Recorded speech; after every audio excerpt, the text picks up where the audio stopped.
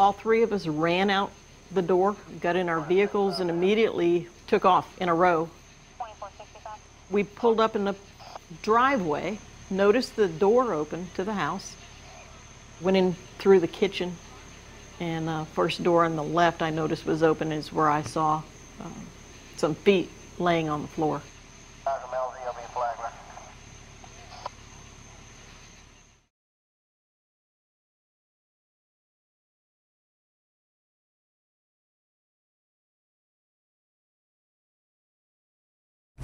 Alright, this is Detective Haymans. It is officially September 3rd at 1:23 in the morning. I'm here with Jeremy Banks.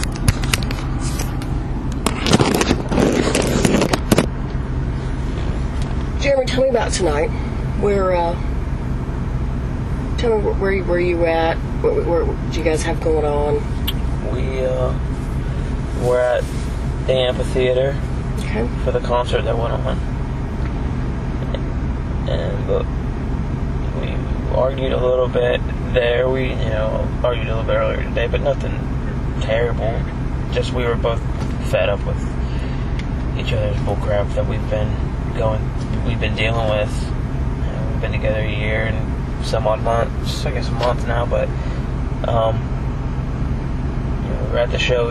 I enjoyed the show. She enjoyed the show, from what I understand. And in the car, we were talking about it. We had decided that we were going to break up. She was going to move out.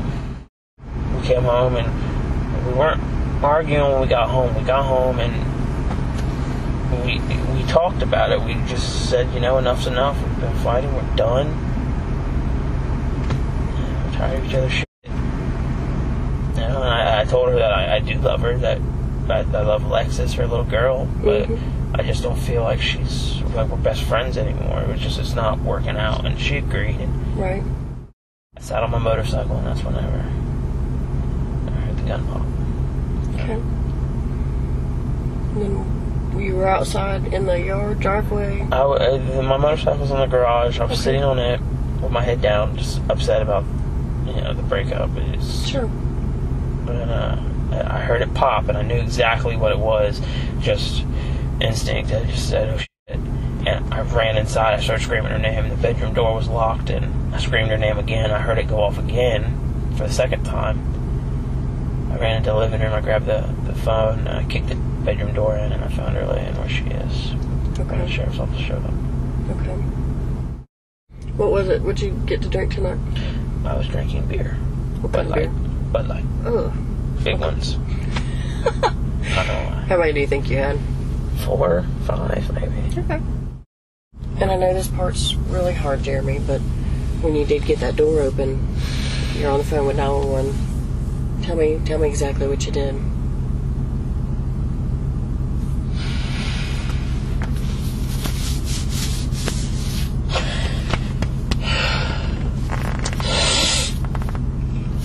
I kicked the door open. I kind of veered in. I saw her feet. I ran in. I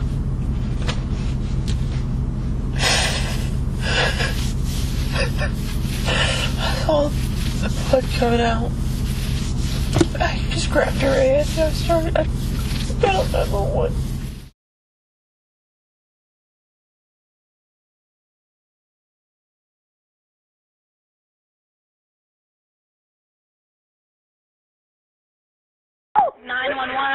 Hey, please get someone to my house. It's 4700 Sherlock Place. What's going on? Please, my girlfriend, I think she just shot herself in blood everywhere, please. She what? She shot herself. Please. Okay, please get someone here. Please. Ma'am, I need you to calm down. Sir. Ma'am, listen to me. Sir, listen, hang on. Let me tell you the truth. I'm Deputy Banks with the St. Charles County Sheriff's Office. I work with y'all. Get someone here now. Okay, I need you to calm down then. You know how it goes. What's the address? 4700 Sherlock Place. Okay, what's going on there? My girlfriend just shot herself with my weapon. Please get someone here now. Please. Sir, we're doing that while I'm talking to you. Is she still breathing? No, there's blood coming out of everywhere, please. Okay, so she's not breathing. Call dispatch on TAC 2. Get them here now. Sir, they are on the phone. I need you to calm down.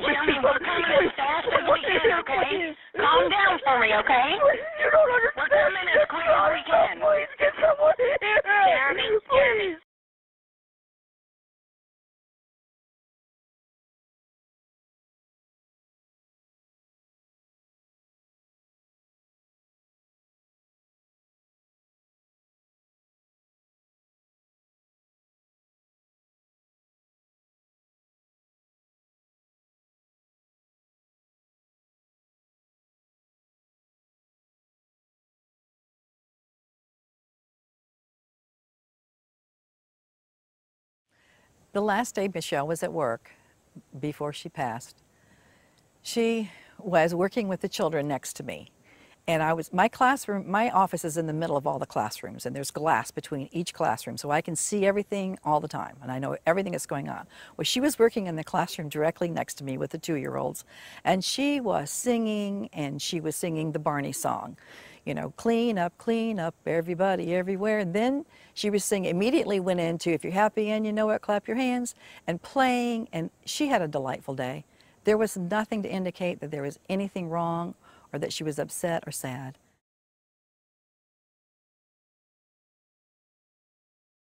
Saved message.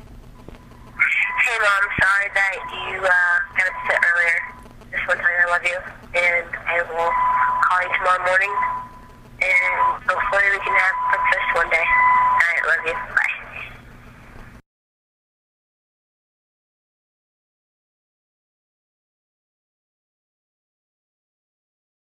When you said you had to sort of put her on the ground, how exactly did you do that? Well, I grabbed her wrist, and I put my leg behind hers, and I just kind of swung her around, and I just held her wrist on the ground until she calmed down because I didn't want to get hit.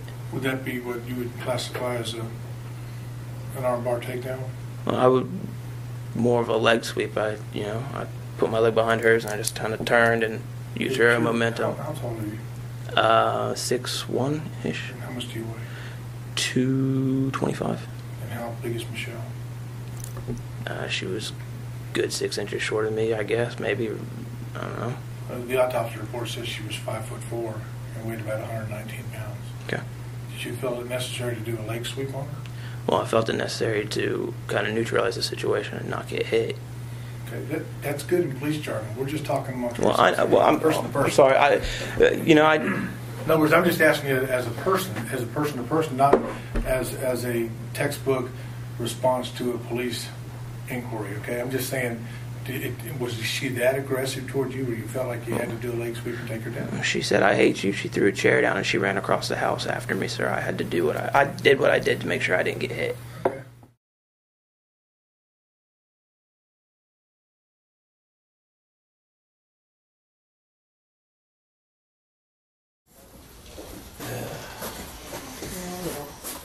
Listen, comfy spinny chair, not this.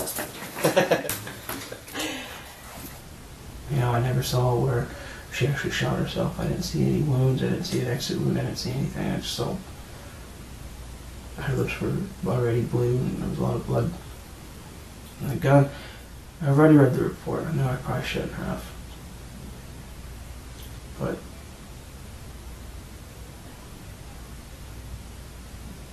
I just wanted to know what was done on the other side.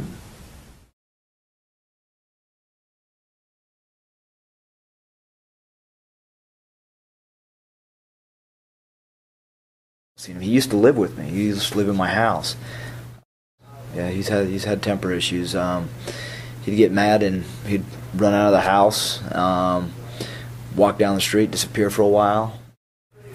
He'd drink and he'd just get pissed.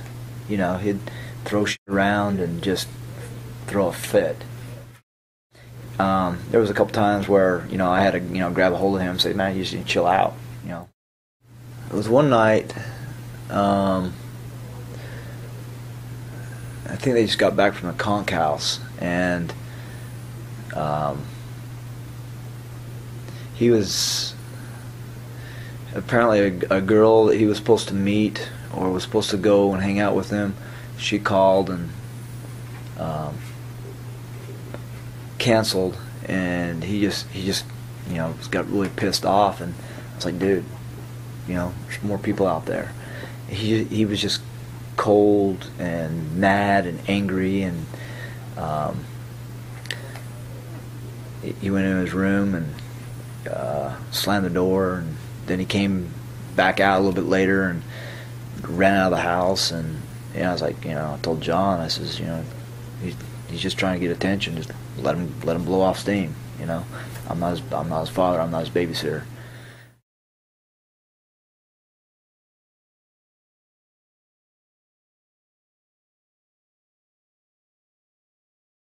We were in the garage having a cigarette. We heard some arguing.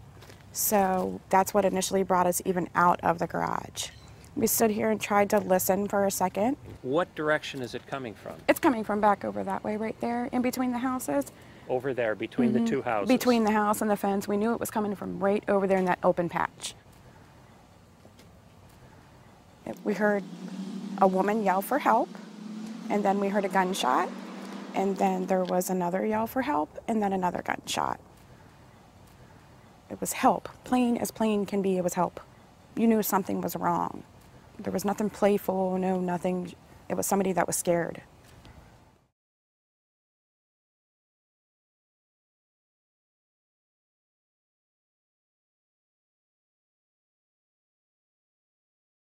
This is the gun.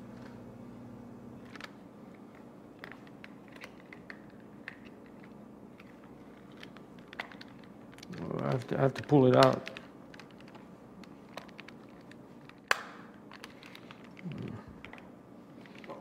I think it's a retention holster. Apparently we don't know how to open this. Yeah. Does anybody know how to open it? I'm sorry. I'm sorry. Yeah. I don't know.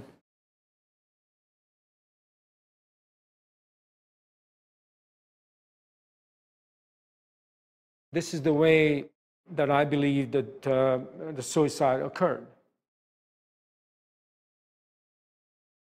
The medical examiner said the bruise above Michelle O'Connell's eye was caused by the tactical light as the gun was fired.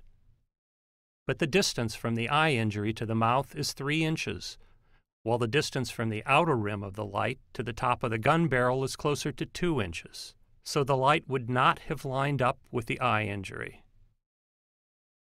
There's another problem with this theory. The gun would have had to move forward after it was fired to cause the injury. But forensic experts said basic laws of physics dictate that the gun recoils when it's fired. Using the same make and model gun, we took slow-motion video of the gun being fired upside down. It never moves forward. Forensic experts also said that if Ms. O'Connell held the gun like this, the shell might not have ejected because her hand would have covered the ejection port. And even if the shell had ejected, it would have gone in this direction.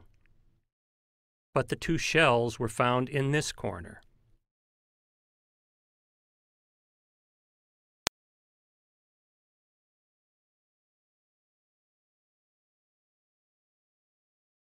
In the 32 years that I've been a prosecutor, I have always accepted that there are cases that simply cannot be proved, regardless of whether I think the person's guilty or I don't know whether they're guilty or not.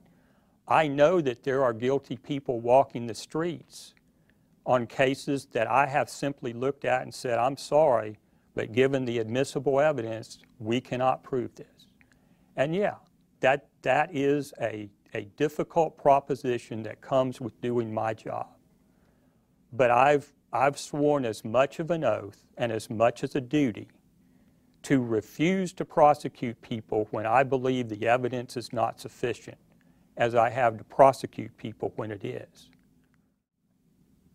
So the reality is, when you talk about this case, yes, there is a visceral sense of, oh, what if she was murdered and this guy goes free? There ought to be at least some visceral sense, what if she did commit suicide and he's in prison for the rest of his life? Particular direction. Did you get a sense in talking to him that he might be trying to steer you in a particular direction? Yes, sir. The whole tone of the interview was for me to tailor my report or soften my report to where it would be more conducive to suicide rather than homicide.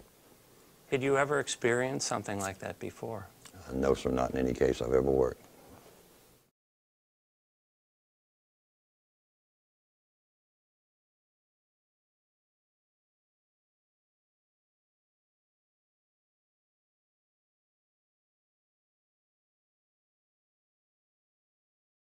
And I'm going to ask that Jeremy and Scott stand up. Would you two stand up? Let's give these two guys a hand.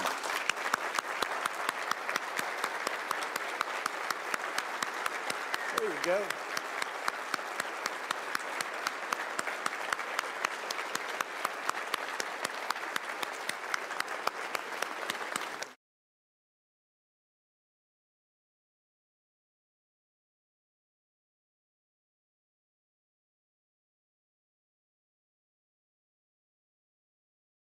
Where did FDLE go in NYT investigation of Florida sheriff?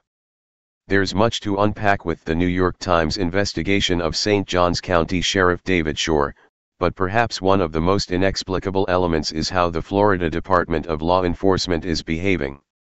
Sunday's 1A blockbuster was actually the second part of a story that Walt Bogdanich, a three-time winner of the Pulitzer Prize, wrote in 2013.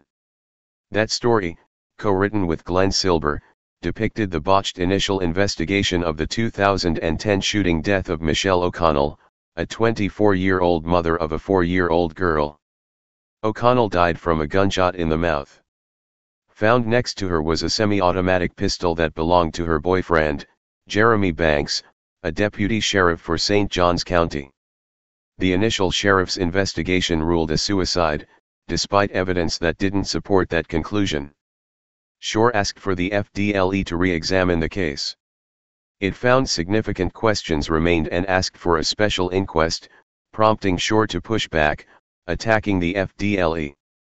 The 2013 NYT story, which was meant to highlight the larger issue of how law enforcement investigated domestic violence when it involved one of their own, ended with the standoff between Shore and the FDLE and the lingering doubts about the case.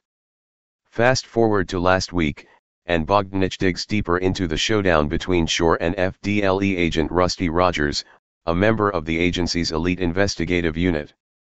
Written this time in the first person, Bogdanich recounts how Shore tried to shut down any further inquiry by Rogers or the NYT. My record request was routine, but Sheriff Shore didn't view it that way, Bogdanich wrote. In his world, an out-of-town reporter poking around a close case kind of stunk, he said, and he alerted prosecutors so they wouldn't be caught off guard. But when the sheriff learned that I had already asked Agent Rogers' supervisors for an interview, and that he had not been notified, the sheriff erupted, suspecting, incorrectly, that the agency was behind my visit. I realized I'm dealing with a whole different set of facts, quite truthfully malice and wickedness, Shore told state officials. I've been in this business for 33 years. I know how to deal with bullies. His answer was a scathingly personal years-long attack on Agent Rogers, a campaign that put the outsized powers of a small-town sheriff on full display and ultimately swept up nearly everyone in its path. The sheriff commissioned his own investigation of the investigator, accusing him of serious crimes that, he said, had nearly caused an innocent man, his officer, to be charged with murder.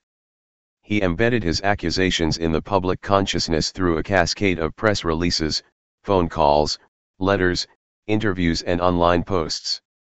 He sent his findings to state law enforcement officials and the FBI. As a result, Agent Rogers' own employer and later a special prosecutor began investigating him.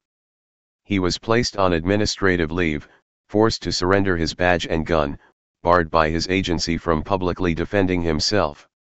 Throughout this story, which has become the stuff of Florida noir, there's even a Netflix documentary on it. FDLE hasn't provided any statements. Not only has the agency refused to allow Rogers to defend himself, but no one from the agency is defending him either. This lack of a defense of its own work is odd, considering that Bogdanich found that Shore had tried to destroy the investigator with accusations that were often nothing more than innuendo and unverified rumors. Even so, they went unchallenged for years. Furthermore, Bogdanich found that, while Rogers' work wasn't flawless, the most damaging accusations against him turned out to be demonstrably false, unsupported by existing evidence or contradicted by Sheriff Shore's own sources. Lesser criticisms were either overblown or deemed mostly within the bounds of accepted investigative practices. What's more, records show that the sheriff and his officers made little or no effort to confirm their accusations, which were simply passed on to government agencies in hopes of provoking a criminal investigation. Where was the FDLE? Why did hire UPS let Shore damage Rogers' reputation, as well as the agency's credibility? Is this the type of support it gives its agents? Is this the type of explanation it provides of its work when it's called into question? Shore, an ardent Donald Trump supporter, has made criticizing the FDLE a side project of his. He's been outspoken about the agency's difficulty in processing evidence. He's past president of the powerful Florida Sheriff's Association. A former FDLE supervisor, Steve Donaway, told Bogdanich that the FDLE has always bent over backwards for sheriffs. As his professional reputation was being attacked, Rogers dealt with his mother's illness and spent tens of thousands of dollars on legal bills, according to Bogdanich. I was just so sick, so angry with my agency for not backing him up, said Donaway. It's easy to win an argument when only one side is talking. So then, FDLE, why is only one side talking? Last modified, Monday, June 19, 2017, 5:51 p.m. Hey Charlotte County, this is Charlotte County Cop Watch, and I wanted to explain what fair use is. You can use pieces of news articles if you're doing it for news reporting, you have commentary, and you're doing it for education purposes. So that's what fair use is, as you can see right here.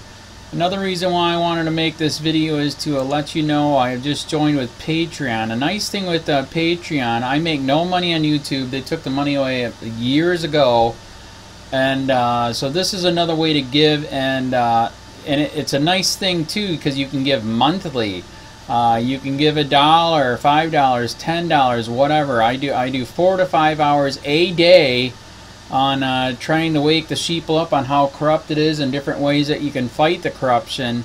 So Patreon is a way that you can do it, and then of course the old way is still there. Donate to Sheriff County Cop Watch with PayPal or credit card. So keep that in mind. 4 to 5 hours a day. I make no money, but the corruption happened to me and I'm sick of it, so I'm trying to wake people up. But my wife would love it if if we could get some help out there. There's 47,000 subscribers. Just think if each one of you subscribers just gave let's say actually yes, $1 a month. 47,000 subscribers gave $1 a month. That would be awesome. That's not going to happen. But anyways, that would be great if it did happen. But do the math in your head. Just think about it. Like I said, 4 to 5 hours a day. I get no money from YouTube. YouTube has gone nuts. You can't do anything anymore. They're taking the money away everywhere. So these are a couple different ways that you can still help out with all this time that I put in. And as you know, I'm in a special situation where, at least I can do it. 4 to 5 hours a day.